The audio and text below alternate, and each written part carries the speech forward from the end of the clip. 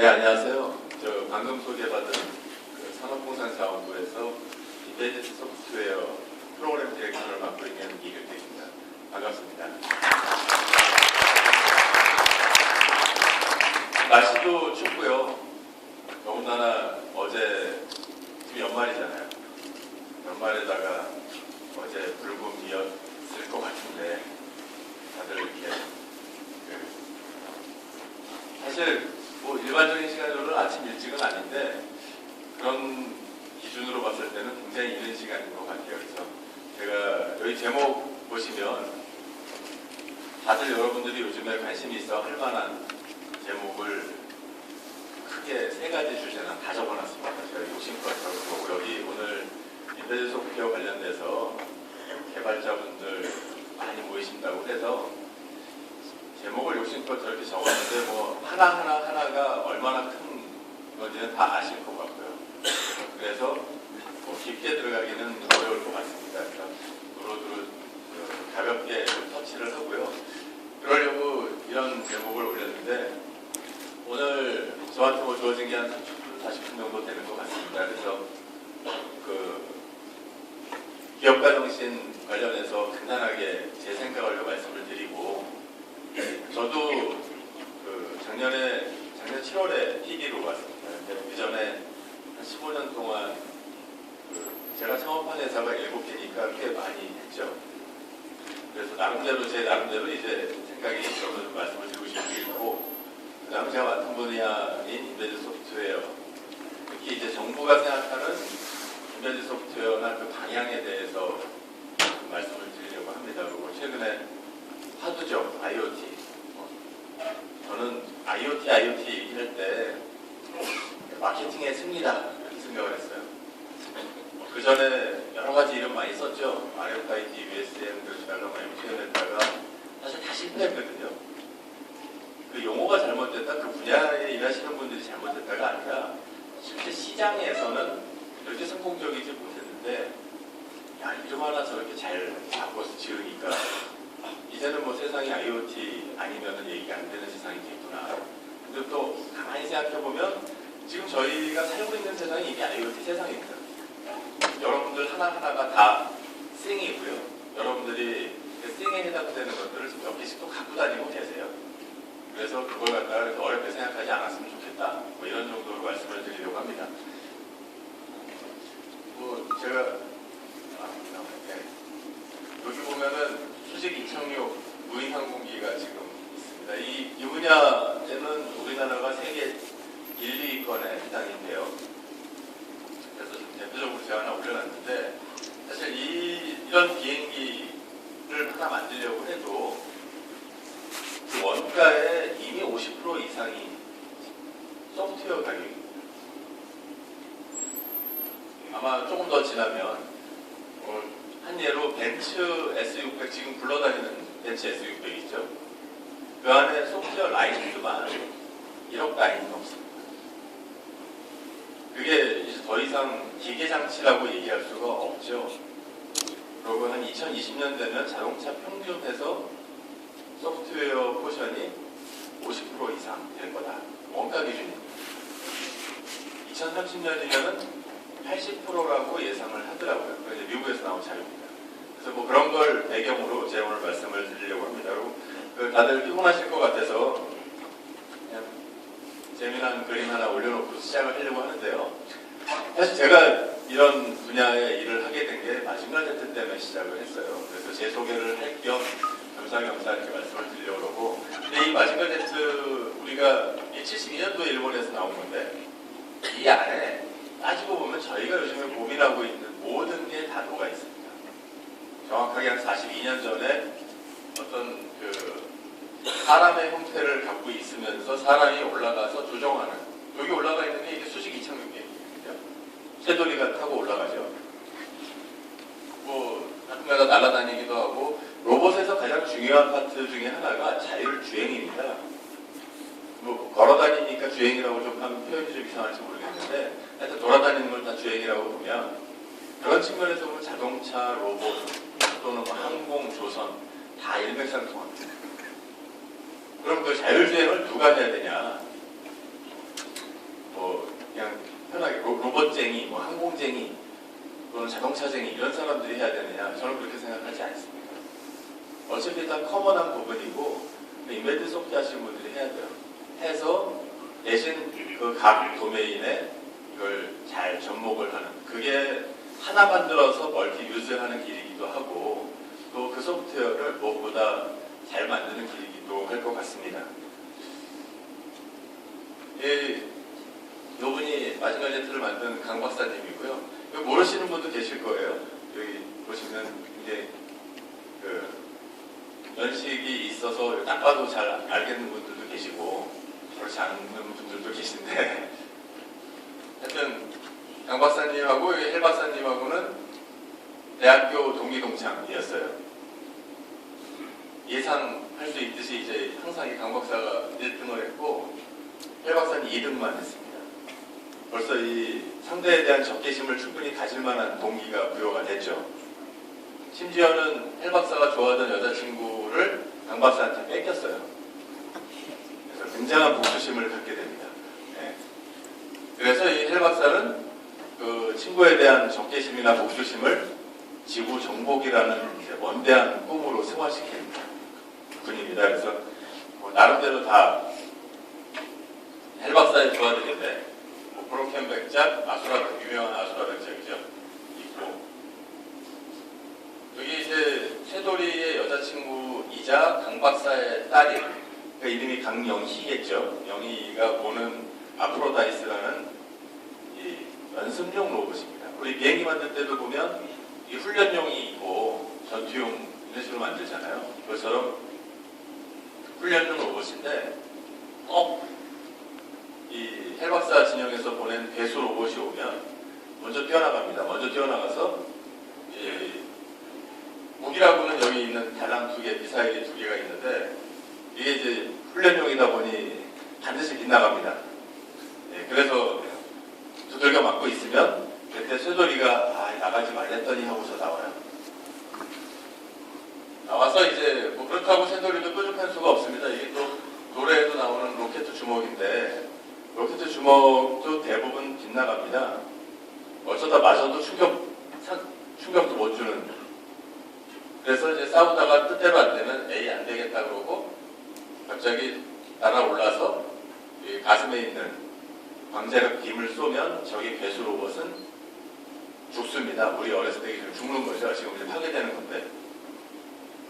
제가 그 아침에 정신들 차리시라고 이런 걸로 시작을 했는데 하여튼 여기에 제가 어릴 때 가졌었던, 초등학교 때 가졌었던 이제 3대 의문사항이 왜 처음부터 쇠돌이가 안 나가고 영희가 나갔나, 이게 좀 이상했고, 두 번째는 쇠돌이도 왜 처음부터 광자력병을 쏘지 않았을까 라는 생각을 했습니다.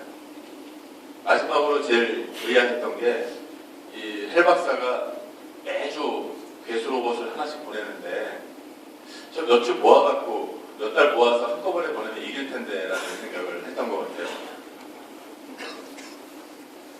자, 그 이후에 일본에서 자극을 받아서 저희가 76년도에 김창기 감독님이 만든 게 로버트 특검부입니다. 76년에 태어났으니까 지금 나이가 우리나라 기준으로 39살, 40을 바라보는 나이가 돼서 요즘에 태권보이를 제가 어서 우연히 갤러리에 갔다가 이걸 봤는데 애도 이렇게 좀 나오고 이렇게 됐을 거다라고 이제 생각하고서 만드신 것 같아요. 근데 제가 사진을 좀 찍어도 되겠냐고 양해를 구해서 찍어온 겁니다. 이런 자리에서 써먹으려고. 그래서 여기 뭐 인쇄용 자료에는 제가 만들지 않은 내용은 좀 남의 거 배포하기가 어려워서 이렇게 발표용하고 좀 차이가 있는데 그 양해 좀 해주시고요. 가격이 비싸서 사진은 몇백만 원 얘기하더라고요. 그래서 사진 못하겠구나 하고 이제 사진만 찍었습니다. 갑자기 뭐 이런 이사일 박사는 제가 이제 제 소개를 간단히 드리고 또 여러분들이 저를 적극적으로 활용했으면 싶어서 사실 이걸 올렸는데요. 저는 비즈니스를 하는 동안은 주로 IT 쪽에서 일을 계속 많이 했어요.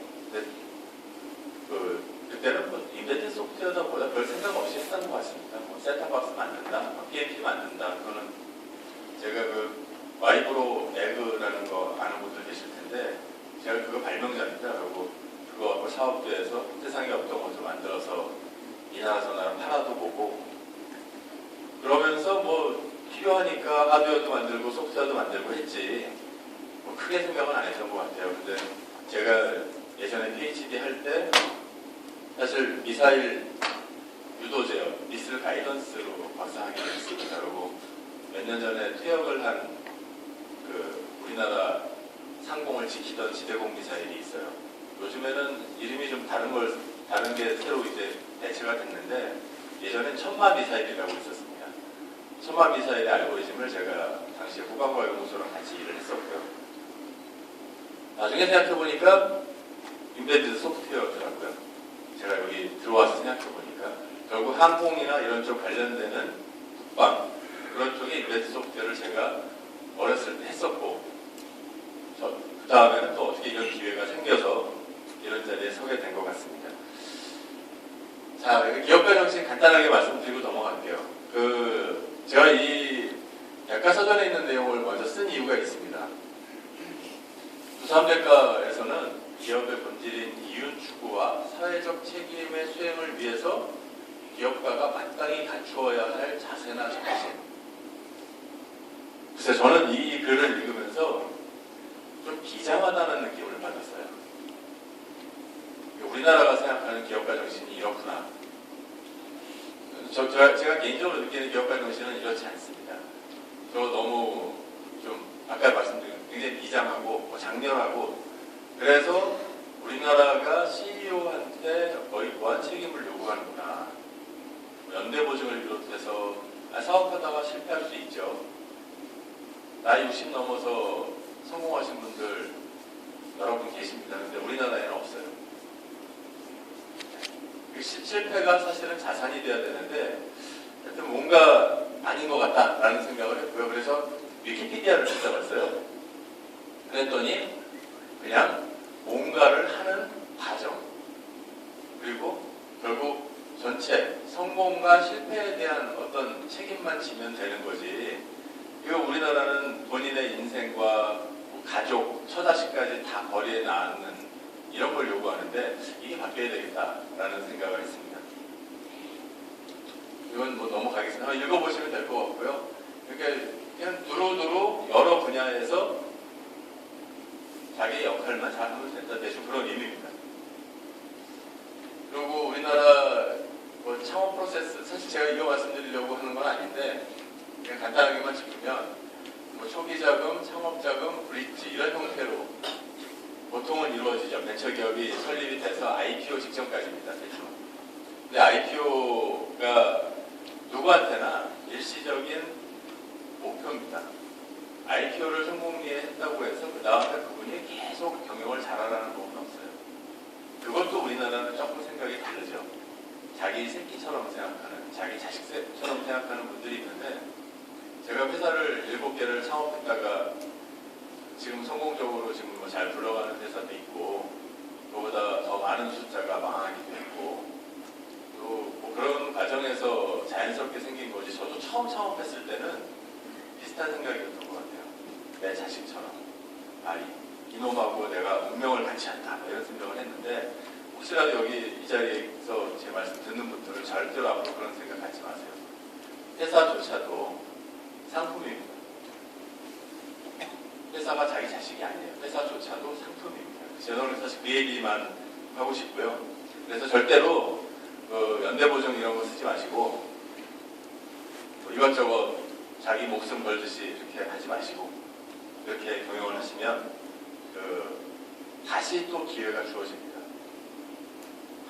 한 발의 명중하면 좋지만 그런 사람 굉장히 적잖아요. 그런 운이 나한테 올 거라고 기대하지 마시고 성공할 때까지 계속 하자라는 마음을 하시려면 제가 말씀드린 것을 좀 따르시는 게 좋지 않을까 생각을 하고 이쪽에 한번 읽어보시죠. 여기 몇 가지만 제가 이 얘기는 좀 짚고 넘어갈게요. 이 벤처 캐피탈리스트들이 여기 계신 분들은 이제 아마 개발자들이 좀 많으실 것 같아요. 개발자들이 공통적으로 갖는 저 역시 개발자였고 그런 분들의 마인드를 제가 나름 잘 이해한다고 생각하는데 자기만 다 아는 것 같아요. 다른 사람들은 잘 몰라. 자기는 굉장히 똑똑한데 쟤는 뭐 경제나 경영을 전공했으니까 이런 분야 잘 이해 못할 거야. 돈이나 주지. 뭐 이런 식의 생각 쉽게 할 수 있는데요. 그렇지가 않습니다, 생각보다. 그래서 이게 이제 신화라고 쓴 게, 신화가 뭔가요? 신화는 우리가 사실이라고 생각하나요? 뭐 거짓이라고 생각하나요? 아니면 약간 뻥이다라는 식의, 그렇죠? 신화는 좀 과장되고 그런 의미입니다. 그러니까 이대로 따르라는 얘기가 아니고 이렇게 하지 말라는 얘기를 제가 쭉 한 10가지 적어놓은 거니까 참고하시면 될 것 같은데, 뭐 신화 1번 이게 지금 뒤에부터 10번부터 쭉 쓴 거예요. 몇 가지만 다 짚지는 않겠습니다. 뭐 세상에는 좋은 아이디어보다 더 많은 돈이 있다라고 믿고 싶어 하는데 그렇지 않습니다. 아이디어가 더 많아요. 아이디어가 훨씬 많습니다. 개개인이 다 하나씩 갖고 있어요. 이거 갖고서 하면은 대박일 텐데 라는 생각 누구나 갖고 있습니다. 돈은 별로 없어요. 그래서 그 돈을 따기 위해서 쟁탈전을 해야 되는 거고, 그 돈 따는 과정이 또 처음 사업을 일으키는 데 있어서 가장 중요한 과정이 될 겁니다. 그리고 또 이런 착각도 하죠. 필요성이 있으면 그것을 내가 충족시키면 성공할 거다. 심지어는 내가 뭘 만들면 사람들이 막 찾아올 거다. 절대 안 그렇습니다. 네. 착각하면 안 돼요. 심지어 뭐 누군가 내 아이디어를 훔칠 것이다. 전 세계에 지금 70억 인구가 살고 있는데 나만이 갖고 있는 아이디어가 어디 있습니까? 아이디어가 중요한 게 아니고 그걸 어떻게 만드느냐가 중요한 거예요. 우리의 예상 매출이 너무 보수적이래요. 사업계획서는 정말 필요하거든요. 사업계획서 안에는 뭘 해야 된다는 거와 그 CEO나 그 팀의 철학이 담겨 있어요. 굉장히 중요한 거예요. 근데 항상 이 사람들이 사업계획서 만들고 사람들한테 프레젠테이션을 하는 과정에서 매출을 진짜 보수적으로 잡았는데 이렇게 한 3년이면 한 500억 되고 한 5년 지나면 1000억이 넘고 이렇게 얘기를 해요. 근데 거기에 어폐가 있는 겁니다. 사업 계획서가 뭐죠?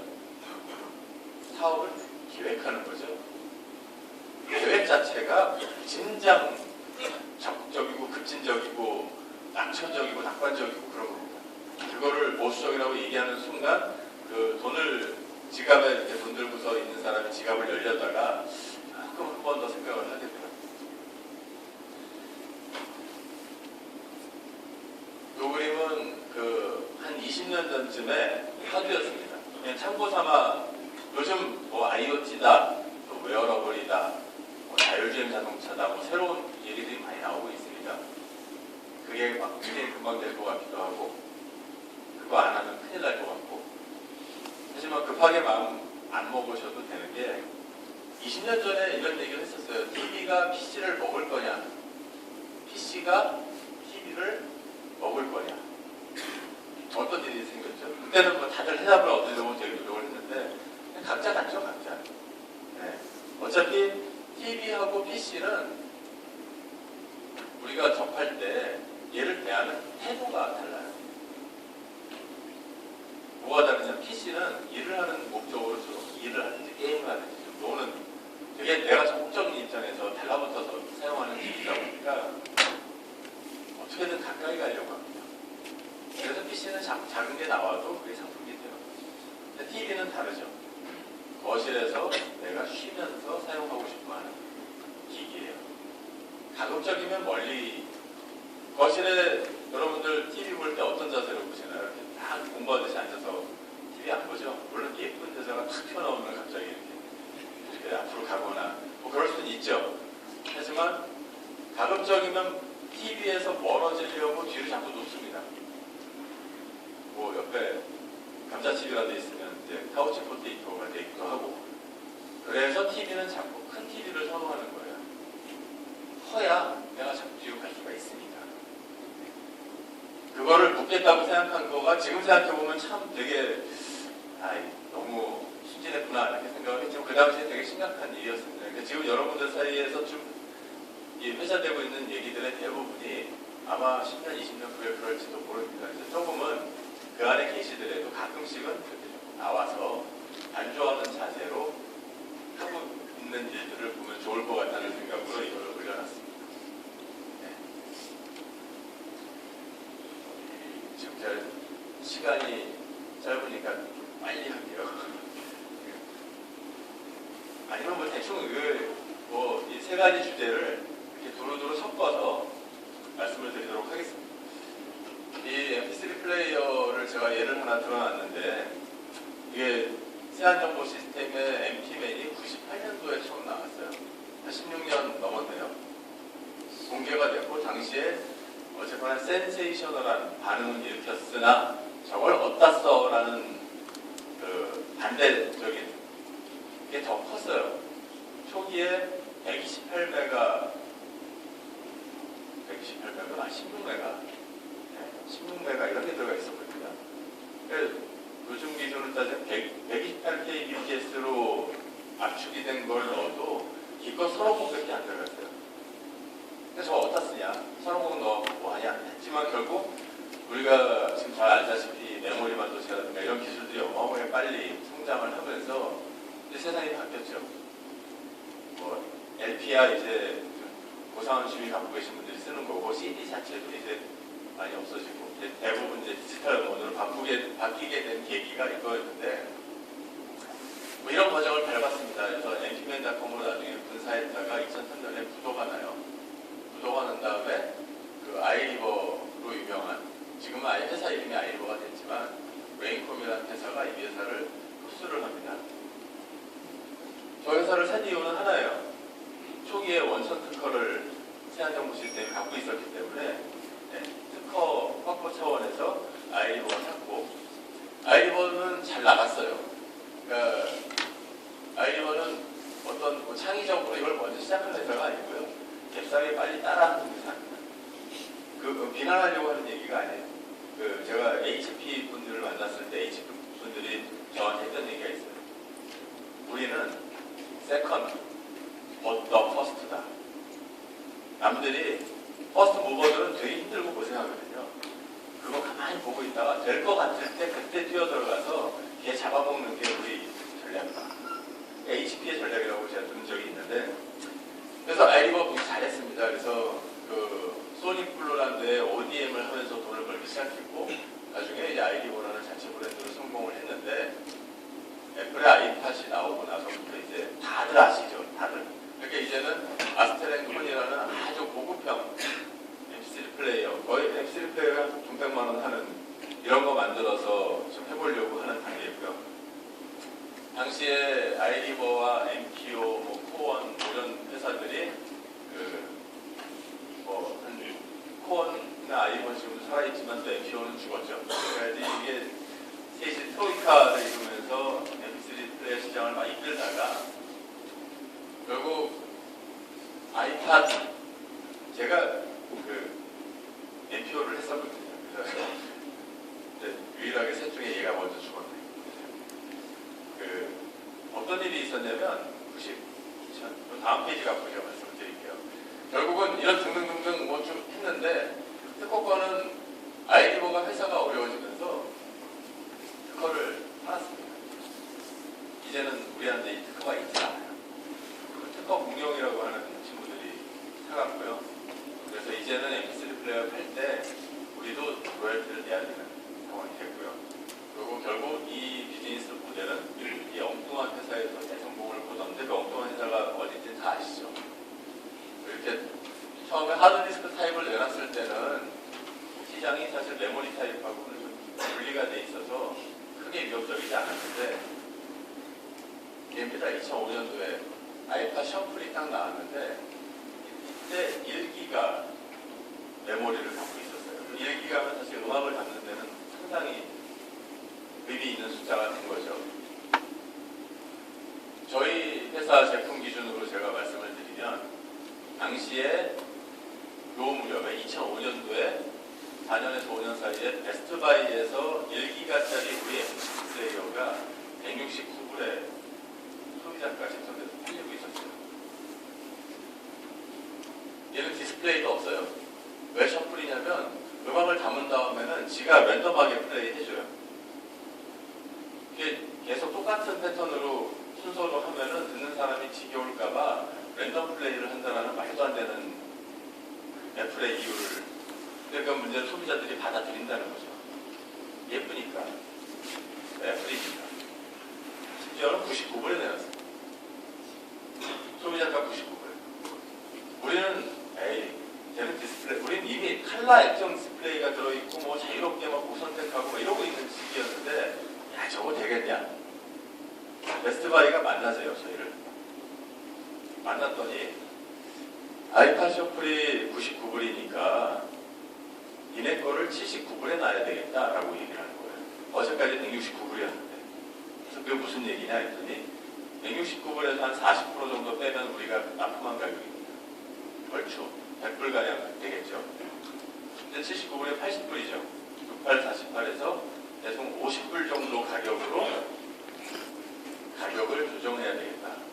그러니까 이게 무슨 얘기냐? 그러니까 네가 납품한 가격에서 카운트해 갖고 역으로 해서 그 돈을 개원해라. 말도 안 되는 소리죠. 이미 다 했고 돈 다 받았는데 개원해래요. 그래서 못하겠다. 그랬더니 그럼 앞으로 베스트바이라는 거래 끊자. 그래서 고민하다가 개원했습니다. 개원했는데 뭐 그 이후에 뭐 시장 상황이 좋아서 잘 됐으면 버텼겠지만 애플 덕분에 뭐 시장 상황이 계속 나빠지고 하니까 개원한 그 충격적을 결국 회사가 넘어가는 상황까지 갔어요. 그러니까 아까 제가 뭐 다시 기업가 정신 뭐 이런 거 할 때 처음으로 다시 돌아가서 말씀드리면 내 새끼라 생각하고 이거는 얘랑 나랑 운명을 같이 한다. 또는 뭐 앞으로 다 잘 되겠지 이런 식의 생각을 하지 마시고, 그럴 때는 제일 좋은 방법은 안 개원하고 배째라 한 다음에 그 돈 킵하고 회사를 다시 차리는 겁니다. 그렇게 하면 살았을 거예요. 회사도 살고 직원도 살고 비즈니스도 살고. 뭐 애플에 대해서는 뭐 자세히 설명 안 드릴게요. 제가 예전에 스탠포드에 좀 잠깐 가 있었던 적이 있었는데, 그때 이종문 회장님이 하신 말씀이에요. 99년도. 정확하게 15년 전입니다. 이분이 무슨 말씀을 하셨냐면, 우리가 일본보다 이 당시에요. 그러니까 지금 기준으로 우리 지금 일본보다 뛰어난 부분이 있지만 이 당시에 일본보다 뛰어날 수 있는 게 소프트웨어입니다라고 말씀을 하셨어요. 그래서 뭐 사실 정부가 되게 역할을 많이 해야 되고 우리도 현재까지 단거리 선수처럼 살았는데 이 소프트웨어 개발을 위해서는 몇 년간 이렇게 참을성도 있어야 된다라는 말씀을 당시에 하셨는데, 지난 15년을 돌이켜보면 우리나라 정부, 우리나라 민간, 우리나라 사람들이 과연 저런 사실 원로시고, 우리나라의 참 대표적인, 아까 제가 60대 넘어서 창업해서 성공하신 분 중에 한 분이십니다. 제가 이분 만났을 때 60대 정도에 이미 뭐 하시다가 다 망해갖고 와이프도 도망가고 이혼까지 당했더라고요. 거리에서 배가 고파서 쓰레기통을 뒤져서 남이 버린 햄버거를 먹고 연명을 하셨던 연세가 60대 처음이었어요. 근데 다시 시작을 했습니다. 다시 시작을 해서 다이아몬드 멀티미디어라는 회사를 당시 만들고 나스닥 상장하면서 그 회사를 또 팔고 하면서 지금은 이종문 회장이 살고 있는 집 바로 옆집이 그 이트레이드 회장집이고요. 그 바로 옆에가 또 페이스북 회장집이고 이렇습니다. 집을 가봤더니 용산 가족공원을 옮겨놓은 것 같아요, 집이. 그리고 사모님이 일본 분이시더라고요. 그래서 야, 참 도망가지 말고 좀 더 같이 사시지라는 생각을 했습니다. 왜 한국 아줌마가 도망가고 일본 아줌마가 저런 복을 누리나 이런 좀 안타까움도 좀 가졌던 것 같은데, 우리 지금 이분이 말씀하셨던 이 시기랑 지금 시기랑 15년이 지났는데 저 하나도 안 변했어요. 오히려 더 나빠진 것 같습니다. 저희 여기 계신 분들 저뿐만이 아니라 사명감을 갖고 잘 해야 될 시기인 것 같습니다. 지금 우리가 여기서 조금 더 물러서면 더 이상 물러설 데 없는 상황까지 몰릴 것 같아요. 제가 가끔 드는 예인데, 학교 어렸을 때 다 뭐 중고등학교 때 조회 시간에 운동장에 줄 서죠. 줄 쫙 서 있는데 앞줄이 조금 삐뚤어졌어요. 선생님이 야 앞에 요만큼 돌아. 앞에 친구는 살짝 돌죠. 뒤에 있는 친구는 저쪽을 뛰어야 됩니다. 아시죠? 군대도 마찬가지죠. 이걸 걷다가 보면 앞에 사람이 조금 보폭 잘못 맞춘 게 뒤로 가면은 섰다 뛰었다 죽죠 아주. 네. 저희가 어디 있는 것 같습니다. 저희 굉장히 뒤에 있어요. 머리를 쓰는 쪽, 뭐 미국이 대표적으로 실리콘밸리에 있는 분들이 그런 것 같은데 그분들은 시장 상황이 바뀌면, 세상이 바뀌면 마음만 고쳐먹으면 됩니다. 근데 저희는 마음을 고쳐먹기에는 선투자해놓은 게 너무 많아요. 우리 산업 구조 자체가 대규모 장치 산업 위주로 돼 있어요. 반도체, 디스플레이, 뭐 조선, 자동차 등등. 정말 힘들게 없습니다. 썬뛰기 하면서. 근데 세상이 바뀌었어요. 기존에 있는 거 못 버려서 쥐고 있다 보면 뒤처지는 겁니다. 지금 그러고 한 십몇 년 지냈더니 당장은 뭐 삼성이 어쩌고 현대가 어쩌고 지금 되게 잘 나가는 것 같지만 중국이 통기까지 쫓아왔죠. 앞으로 제 생각에 뒤집히는 거 3, 4년 안 남은 것 같습니다. 더 이상 뭐 메이드 인 차이나를 우리가 얕볼 수 없어요. 사실 이미 아이폰이 메이드 인 차이나입니다. 저는 완성도 측면에서 국산보다 좋은 것 같거든요. 자, 아까 제가 뭐 구두로 말씀드렸던 거니까 넘어가고 애플만 비교를 할게요. 정확하게 12년 전에 애플 주가가 7불이었습니다. 올해 5월에 600불이었어요. 얘네가 주가가 너무 올라갔고 6월 달에 스플릿을 했습니다. 7대1로. 한 주 갖고 있는 사람한테 7주를 나눠줄 거예요. 한 주 갖고 600불이면 거래하기가 부담스럽잖아요. 그러고 나서 지금 가격이 100불이 넘었습니다. 그러니까 5월달 기준으로 따지면 700불이 넘었다는 얘기예요. 그래서 제가 스플릿하고 나면 사실 완벽하게 절대 비교가 안 되기 때문에 스플릿 이전에 가격을 올려놓은 겁니다. 헷갈리지 마시라고. 하여튼 지금은 700불이 넘은 상태니까 100배 이상의 성장을 했고요. 똑같이 12년 동안 소니의 주가는 회사의 시가총액은 4분의 1로 내려앉았습니다. 또 결국 소니 대비 애플이 400배 회사 가치가 성장을 했다는 건데 이게 과연 어디서 왔을까요? 이거는 한번 읽어보시고 올해 여기 계신 분들이 관심들이 있으실 것 같으니까 읽어보시면 안 될 것 같고 제가 간단히 설명을 드릴게요. 지금 여러 가지 제목에 밑에 잘렸는데 14개의 개발 환경 지원 사업을 올 상반기에 과제가 나갔습니다. 사업이. 이 과제는 일반적인 정부 사업하고 다르게 일반적인 정부 사업은 완성을 해야 되죠. 완벽하게 결과물을 내고 그거 평가를 받는 건데